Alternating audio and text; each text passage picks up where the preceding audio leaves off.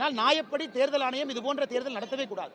இடைத்தேர்தல் நடத்தலாம். இடைத்தேர்தலுக்கு இடைத்தேர்தல் மக்கள் எத்தனை முறை ஓட்டு போடுவாங்கன்னா முதல். இரண்டாவது, நாங்க தேர்தலில் போட்டி போடுறதுக்கு தயாராக இருந்தால் இவங்க நேர்மையை நடத்துவாங்களா? அந்த ஆட்சியரை மாற்ற மாட்டாங்க, எஸ்பியை மாற்ற மாட்டாங்க, எதுவுமே செய்ய மாட்டாங்க. அதே பட்டியல் அடைச்சது தமிழ்நாடு முழுவதும் நீங்க போட்டு காட்டினீங்க. நாங்க எல்லாத்துக்கிட்டையும் முறையிட்டோம். மாநில தேர்தல் ஆணையம் முழு கண்ட்ரோல் இருக்கு, ஆபீசரை வச்சு நடத்துறாங்க. அதனால் நேர்மையா நடக்கும் என்கின்ற நம்பிக்கை இருக்கா?